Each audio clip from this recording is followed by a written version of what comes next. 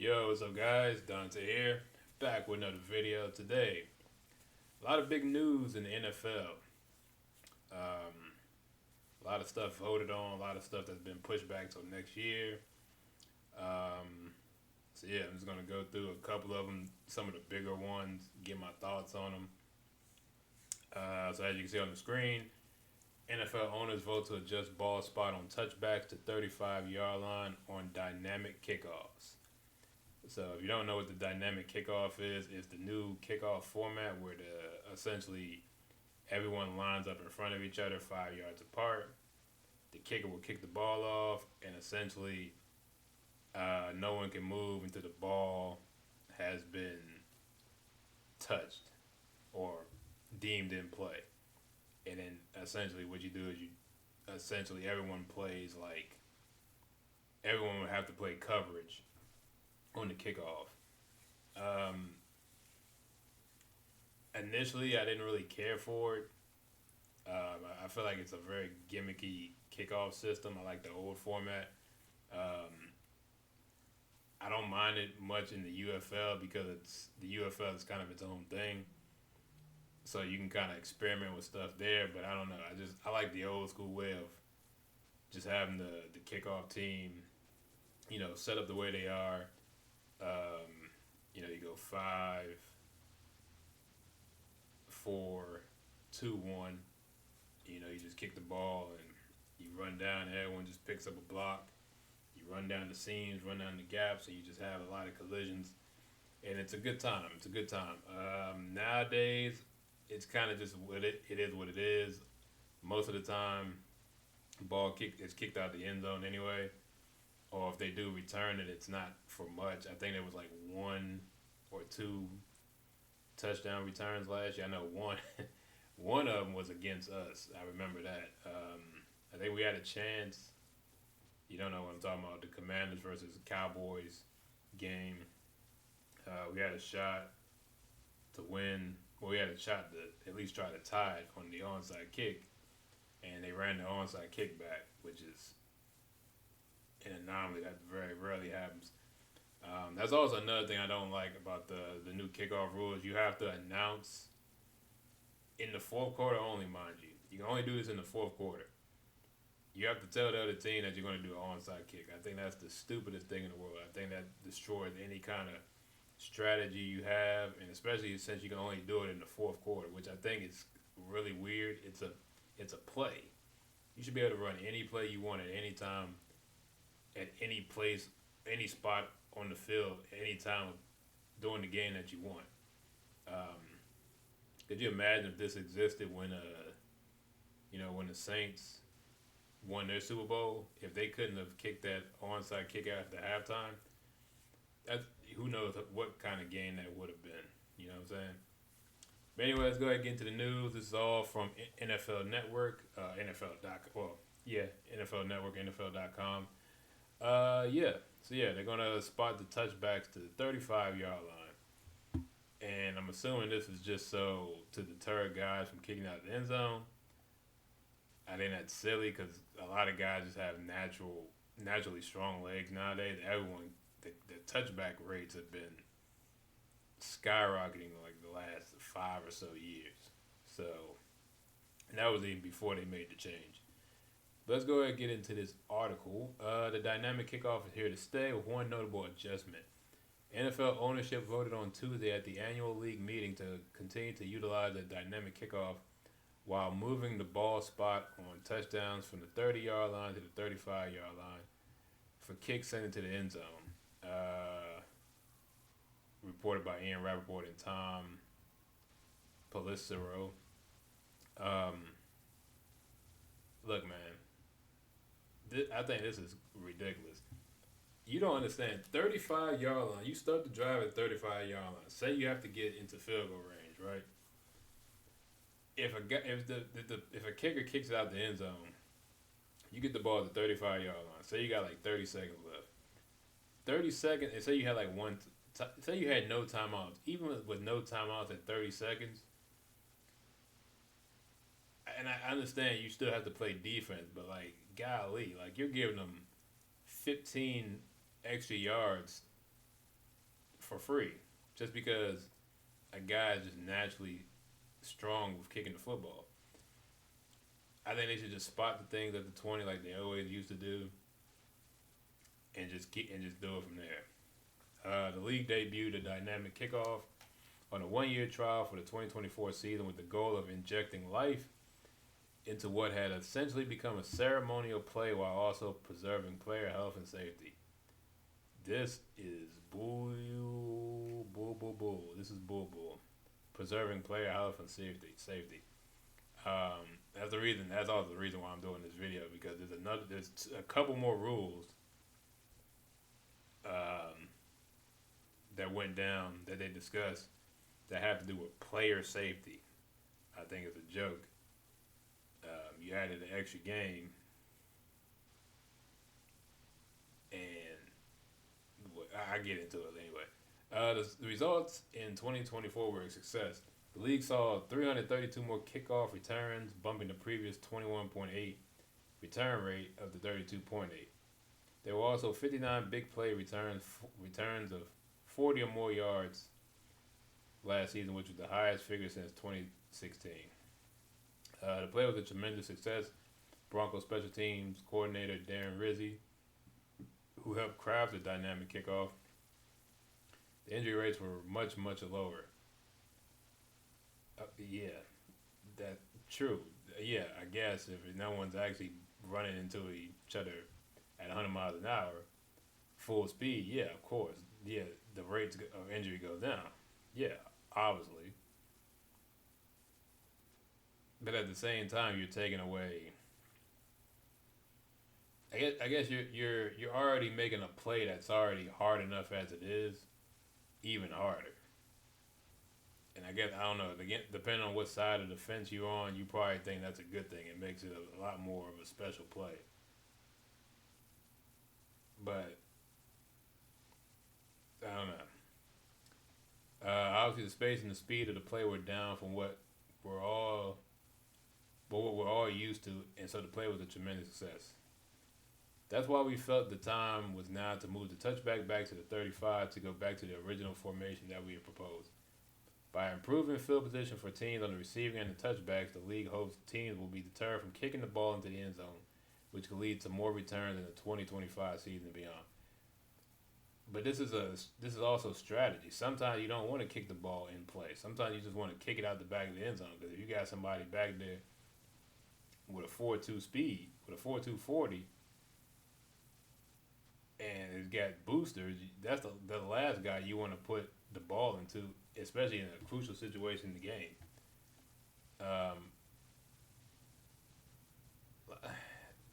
I feel like the rules shouldn't hamper your situational the decision making. You know what I'm saying? To that degree, right?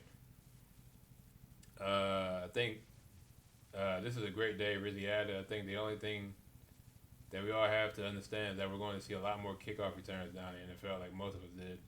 When I was growing up, I saw a touchback rate of 15 to 25%, somewhere in that neighborhood, and we feel like that's going to be the case again.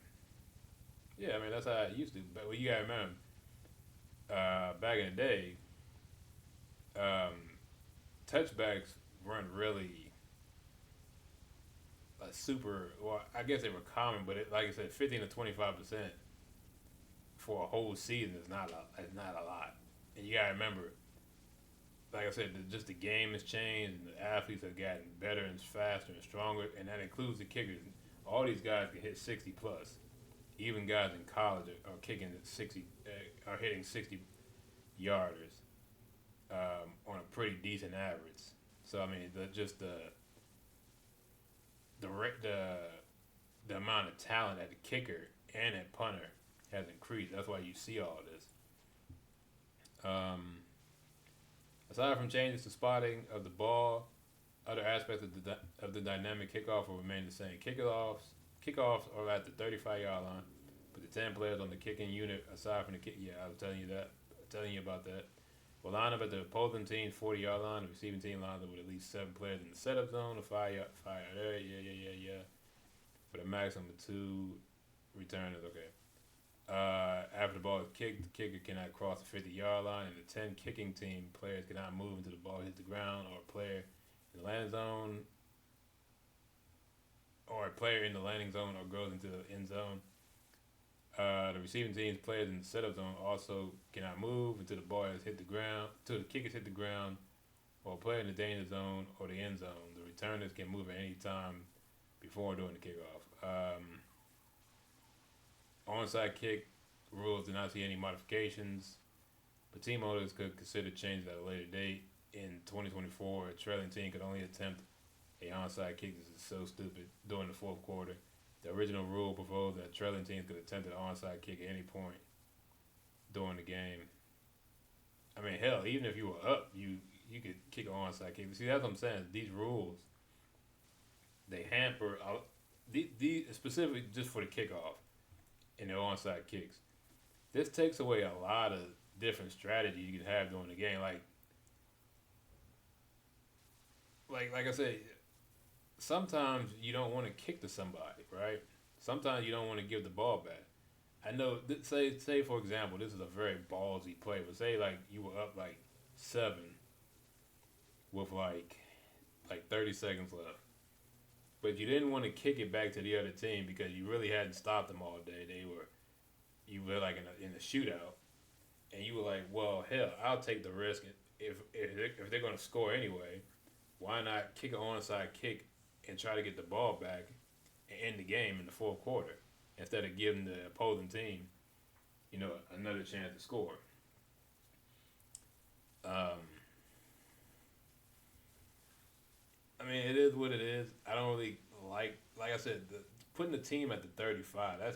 That's too much real estate to be given up for free just because someone's kicking it out the end zone. You know what I mean?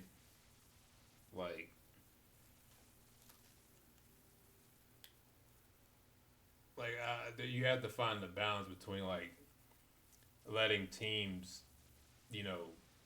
run offenses and run plays and run systems and sets, and also between entertainment. Because I get it, the kickoff is very entertaining when someone runs it back for a lot of yards.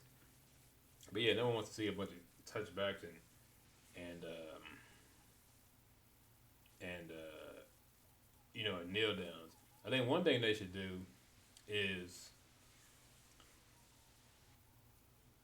so if you kick it out the end zone, put it at I'll level with them. Put it at like the 25. But if you kick the ball and it's in play, you can't kneel it down. So as long as you receive that kick, even if you're 6 yards in the end zone, if you catch it in the end zone, you must take it out. I think that'll also be an incentive,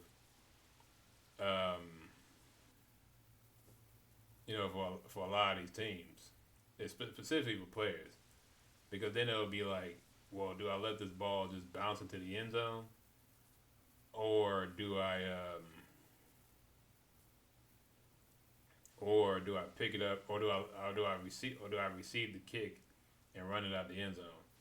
I think if you make these guys run it out the end zone, that'll also be another incentive to make sure that there's always going to be a return. I don't know. Like I said, they should have stuck with the old way. I get it's a safety thing. They say it's safety, but I'm also going to get to that why I'm doing this video, because they brought up safety in terms of the onside kick and the kickoffs. But we also had another story today where they voted on the Tush push rule change, but it's been scrapped for a later date.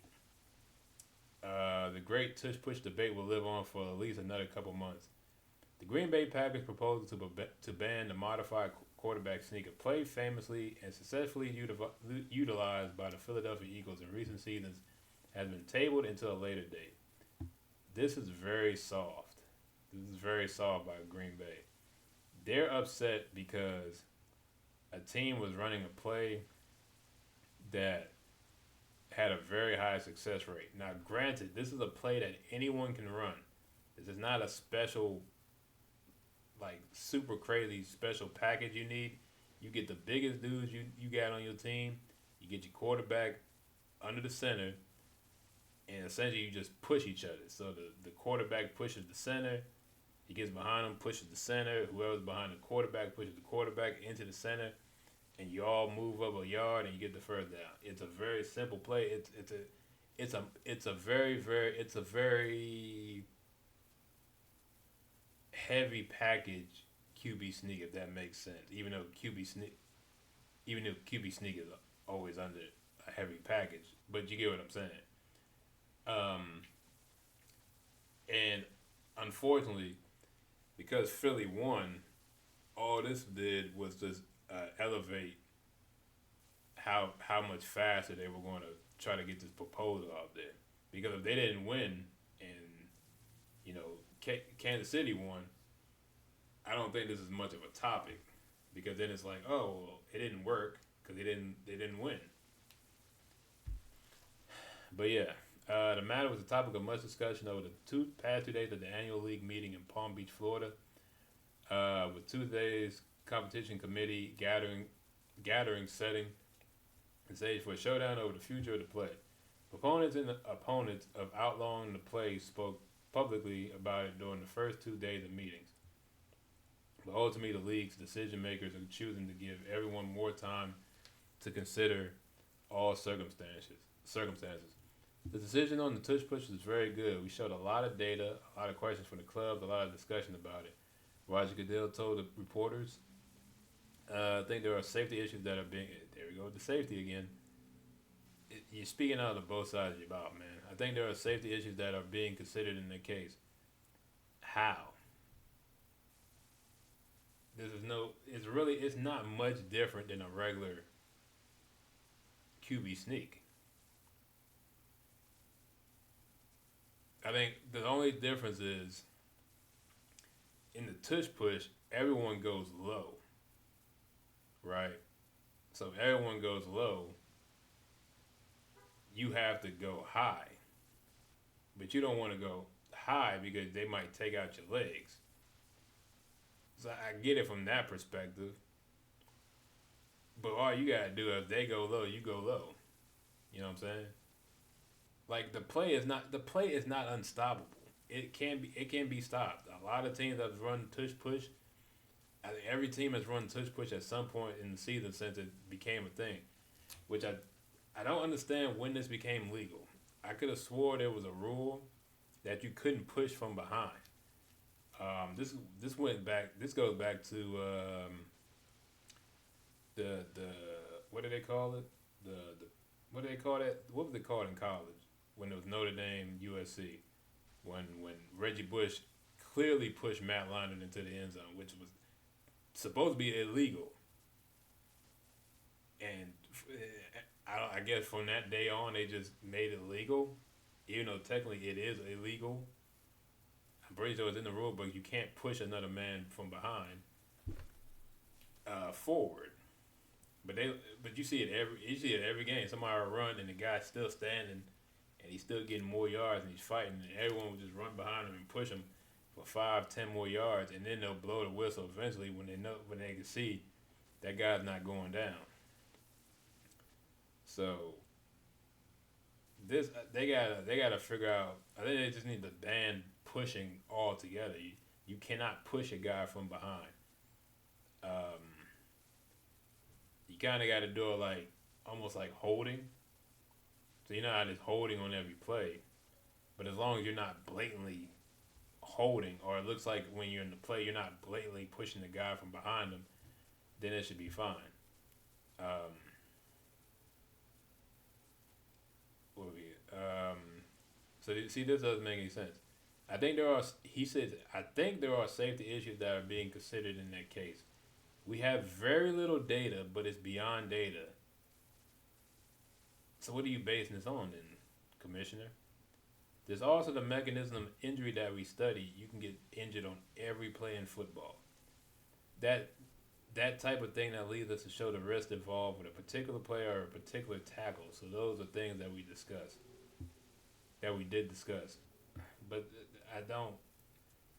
I can't take what you're taking. I can't take what you're saying seriously about safety when you're not really doing a whole lot for player safety. You guys added an extra game.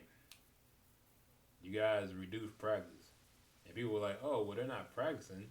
That means there's less of opportunity for them to get hurt." That's not how that works. You actually want to practice. You actually want to build a tolerance to getting hit. It's just like any kind of skill you learn at first. Like any kind of physical skill. Like when you first start lifting weights, even at like a moderate weight, when you start bench pressing at a moderate rate, a low moderate rate at the beginning, it is very heavy and it makes you very very sore. The only way you get past that is you got to keep lifting weights and gradually building the resistance to it. You can't build a resistance if football is the one sport where you got to practice every day. I played back in high school, and I played in high school in like 2006, 2007. We're talking about almost 20 years ago. We had practice. We had games on Friday nights. Um, Unless it was homecoming, we had homecoming Saturday afternoon. That was the only exception. So basically, our schedule, we practice. We had Saturday, Sunday off. We had practice after school every day, Monday, Tuesday, Wednesday.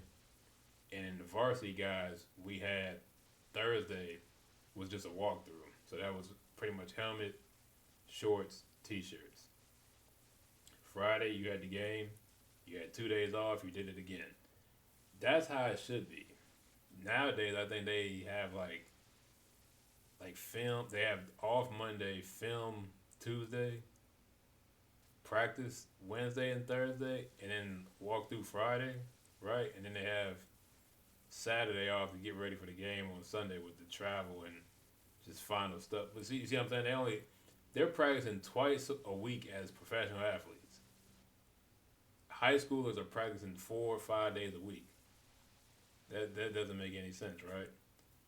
You have to build up a tolerance to certain stuff, especially like physical labor. That's why there's so many injuries because you're not building up the resistance, the tolerance to certain pain thresholds and certain type of actions your body takes during a football game. Opponents have cast the play as a danger to player safety, while supporters of preserving the play have pointed to a lack of data backing these claims. Yeah, because it's like I guess the only thing you can the only I mean it's already dangerous, but I guess the most dangerous thing you could say is you might have an increase in like head and or obviously you would have an increase in neck injuries because like I said, all the offensive linemen go down really low, like low to like below the knees. So as a defensive player,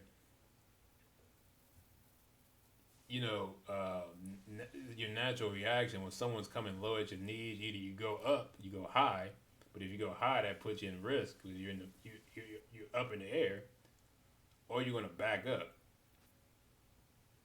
So that either you're gonna go up high and you have no leverage, or you back up and you give up 2 yards. Um, what is this? NFL Competition Committee Chairman Rich McKay explained on an interview Tuesday that player health and safety was part of the conversation surrounding the play, but it was not the only factor ownership considered. There were discussions of, hey, this just doesn't feel like a traditional play. This isn't what football was invented to be. This is more like this feels a little more rugby. We're worried about health and safety. Funny enough, so there's a lot of stuff in football that originates from rugby. Um, Funny enough, there are actually less injuries in rugby than in actual football, if you didn't know that. In rugby, they don't play with any helmets, any paddings. It's all, you wear the shirt and the shorts, and that's it. And they're out there hitting and tackling and grappling and pushing and shoving and knocking each other over with no equipment on. But there's less injuries. How did that work? Well, because there's a tolerance they build up to it, and plus, I think what it is because these guys were. It's kind of like the invincibility. Um, I guess the what's the word, like the invincibility complex. So if you think you have a lot to protect you, you're more likely to be more careless, right? You know what I'm saying? But if you have less stuff to protect you, you have less backup plans, you're more likely to be a little bit more careful with how you proceed. In rugby, they're not out there trying to spear people and trying to, you know, Ray Lewis over the middle, you know what I'm saying? Like, they're not trying to, what's his name, Vontez Beerfict anyone out there in rugby. They're actually going out there making clean, precise tackling. That's another thing. Just because you're in the pros don't mean you don't have to practice tackling. That's like going to the NBA and not practicing shooting just because you're in the NBA. That stuff you gotta practice forever because you gotta keep your technique up. I've noticed in football the last like 5 to 10 years, there's a very very um, a huge lack of technique when it comes to making tackles. Perfect example. You watch any Colorado, any Jackson State game. Shiloh Sanders is a perfect example. That guy does not do any kind of form tackle, any wrap it up and driving anyone. It's all run as fast as you can and throw your shoulder at someone's chest and try to knock the ball out. And that's fine for big hits, but for most routine tackles, you need to get in position, make the tackle. We were taught when you get to the guy, you get low, get in your stance, get low, keep your head up. You want to drive your body, wrap around the waist, and drive. That's how we were taught to tackle. I don't think they teach tackle anymore because even in the pros, they don't really tackle. You see it all the time. It's like a lot of, like, it's either going for the big hit or it's like a lot of arm tackles. It's not a bunch. It's not. There's no technique tackles anymore. McKay also told reporters that discussions Tuesday on the Tush push lasted about 30 to 40 minutes and referenced previous language in the rule book regarding pushing players that were removed in 2004. Okay, so I'm not crazy. Up to 2004, we had rules in place that prohibited pushing and pulling. Okay. So, I guess that's why they didn't call it, because that game, the USC Notre Dame game, the push 6 thing with Leinart. So I guess that was 05, 06, right? Because that's the year. Yeah, that was the season. So the 05, 06. So this was what, 2 years before, 2 years after. So I guess that's why they didn't call it. I'm assuming most of the NFL rules, or a lot of NFL rules, are in the college rule books as well. So I'm assuming if they took it out in the pro, they took it out in college, which I guess is why they didn't call it. But I guess pushing people, pushing and pulling was not a thing that was really seen often, so no one's really enforcing it. And we deleted that from the book because it became harder for our officials to officiate downfield what was going on. So that got deleted. From that came a play like this. What? And a formation like this. So I think the idea was, listen, as opposed to voting on this particular proposal today, Green Bay asked, could we go back and talk about reintroducing the 2004 language, study it, understand it, and talk about it again when we get to May? This is, like I said, this is really soft by Green Bay, because if Green Bay was the one perfecting the tush push, you know good and well they would not be doing it. I mean, obviously for good reasons, but I just think this is very soft and very loser-ish, because you're mad you can't stop a play. that realistically you can stop the tush push. It's very easy. Um, I think there was a little blueprint of it during the NFC title game when Washington kind of stopped it a little bit. Cause we actually stopped it a couple times. Like I said, it's not a the play is not a it's not 100%. It's not 100% foolproof. There's ways to stop that play. Goodell reiterated the need to examine the pre-2004 language on pushing and pulling players when examining the tush push. I do think there's a lot of discussion about going back to the previous rule. There's a dispute about how long that rule was in play, but the reality of it is that I think that makes a lot of sense in many ways because I think it expands it beyond just that single play. Not really. I mean, this only really affects um, like any kind of QB sneak or any kind of sneak in general. There are a lot of plays where you see someone pulling or pushing someone that are not in the tush push formation that I do think have an increased risk of injury. They keep going back to injury. Stop going back to the injury crap. That's not why you're doing it. It's not because of injury. It's a competition and entertainment thing.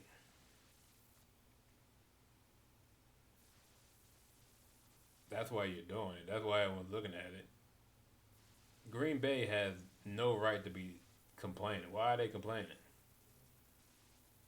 And like I said, the tush push is only one team is really doing it well. Everyone is not. You don't. Everyone's not playing the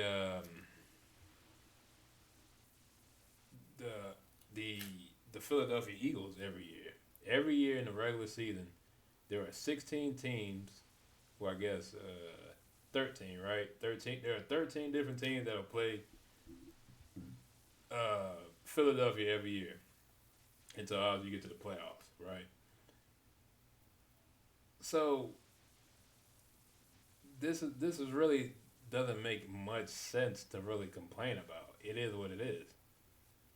Like I said, it's not like they're running. It's not like it's some cheese play like you would do in like the video games where you would just spam it over and over again. Because it doesn't work like it's specifically made for very very short yardage situations. Anything less than a yard, that's what it's for. The committee will look at that and come back in May with some proposals. Ban on touch push would seemingly affect the Eagles the most, obviously because they started it. Um, yeah, here we go. Jeffrey Lurie discussed the proposal on Tuesday when meeting with reporters in Florida while casting his doubts on the players' injury risk. I think for everyone, including myself, especially health and safety is the most important thing when evaluating any play. We've been very open to whatever data exists in the tush push. There's just been no data that shows that it isn't a very, very safe place. If it weren't, we wouldn't be pushing the tush push. I mean, again, they keep bringing up safety. It's not a safety thing. They don't really necessarily. Safety is not a high priority. As much as they want to keep talking about it, it's not a high priority in their list. I think because somebody complained, and I think a lot of other teams were feeling the same way, but they just didn't want to say anything because they didn't want to get, castrated in the media and on social media, which I get. But this is a lot of discussion over one play that's run a handful of times a game. Like it's a very situational play. And the problem is with this play, everyone runs the tush push. It's not like it's not like one team runs this. I've seen Josh Allen run this. I've seen who else have I seen? I've seen that boy. What's his name? In the LA Chargers. Herbert. I've seen Herbert. All them big quarterbacks run this play. It's a very very unique quarterback sneak. That's all it is. I don't think they needed to have a vote to get rid of it. Why get rid of it? Stop it.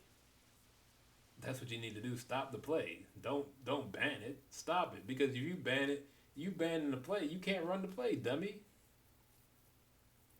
you hurt yourself. If it's such a foolproof play, why would you try to get it banned?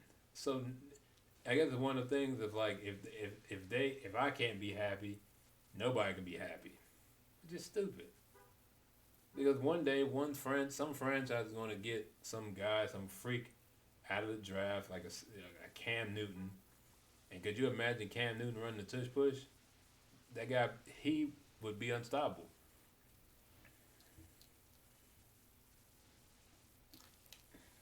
Um, that's pretty much it about it. I guess this is just the end of it. There's an ebb and flow, and I don't ever remember a play being banned because a single team or a few teams running it affected. Thank you. So it's part of what I think most of us love about football is the chess match. Exactly. Let the chess match play out. If for any reason it does get banned, we will try to be the best at short yardage situations. We've got a lot of ideas there, but I think it's a credit to using our personnel in a way. In, but I think it's a credit to using our personnel in a way. There aren't many teams that have 600-pound squatting quarterbacks in that offensive line. Thank you. It's a very what it is it's a very unique setup. You got to have a very, very good offensive line and a very, very strong quarterback. But even then, it's not guaranteed. Like I said, I've seen Herbert running. I've seen, I've seen Josh Allen running. I've seen a lot of these big quarterbacks try to run this play, and it doesn't work because you need a very, very good offensive line, and you need a very, very sturdy built quarterback. Jalen Hurts is a very sturdy guy. It's crazy he squats 600 pounds. I think it's ridiculous. That's incredible. That guy squats 600 pounds. He's on par with like Saquon, I would say, in terms of what their squats are. If there were any injury concern, I would be concerned. Goodell, however, rejected the notion that a potential ban of the play was related to a specific team. Shut up, Roger Goodell. This is all because of one team. What are you talking about? The ban was related to one team. It's related to the Philadelphia Eagles. Now, like I said, if they didn't win the Super Bowl, I don't think this would have been a bigger discussion this year. This is so stupid. But anyway, the last major rule change that was voted upon was overtime. So, NFL owners voted Tuesday on a number of other rules, bylaws, and resolutions. Excuse me. Oh, there's some other stuff too.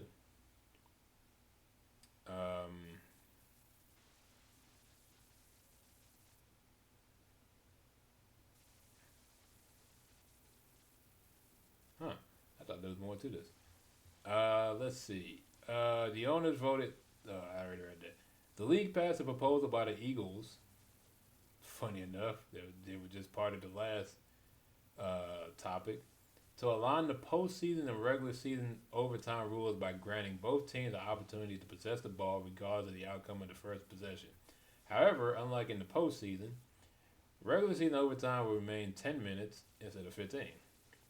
So essentially what happens is they'll just play an extra 10 minutes like you do in every other overtime. Like in basketball, they play a 5-minute overtime. In hockey, I think in hockey they play an extra period, so you just run that extra 20 minutes. Baseball just extra innings. You just keep going to whoever wins. So most leagues have been ahead of this forever.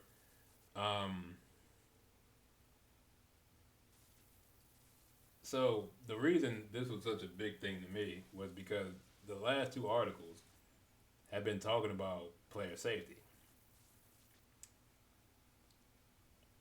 And why I think they don't, like I said, player safety is not that high on the list.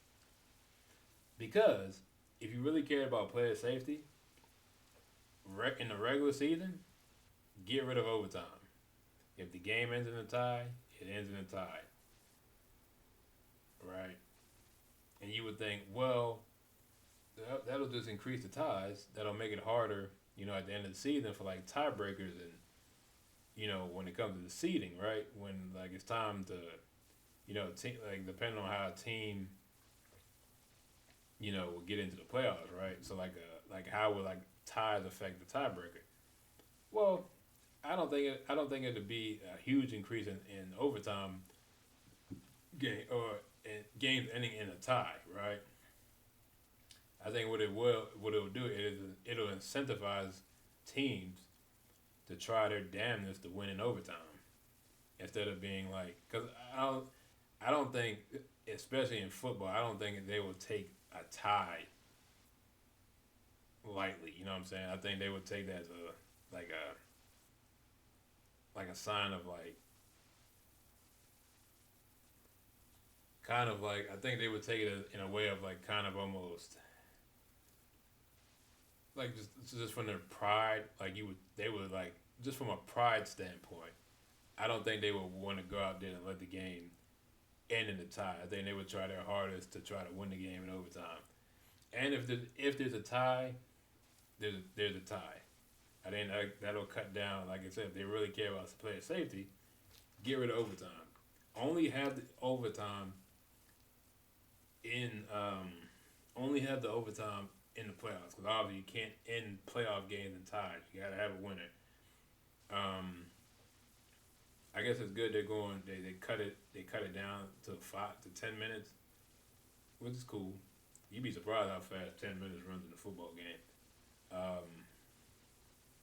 My opinion, just have them run, the overtime like in college. Just let everyone run, have possession at the 25. You run the college rules, and that'll mitigate some of this health and safety stuff they're talking about because they're not playing the whole game. And realistically, um, if they went the college route, I don't see many games going past 3 overtimes anyway. Not in pro football, which would be a good way to speed up the overtime, and we don't have to spend another 20 minutes. You know what I'm saying? You can get this done. We'd be done in like 10 to 15, just depending on what happens. Um, yeah, there's some other stuff too. The instant replay. What is this?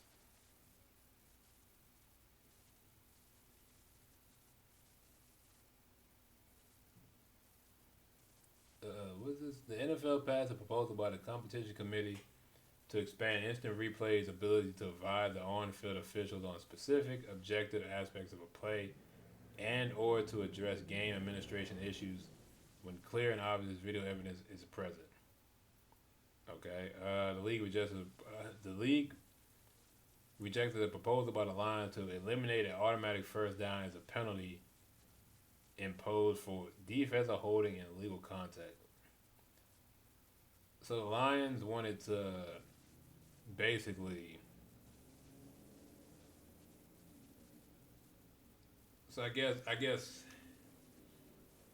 turn them into like 5 yard penalties instead of just automatic first downs. Mm, I guess. I guess so. Then you got the tush push thing. The Lions' proposal to adjust playoff seed has been tabled to a later date.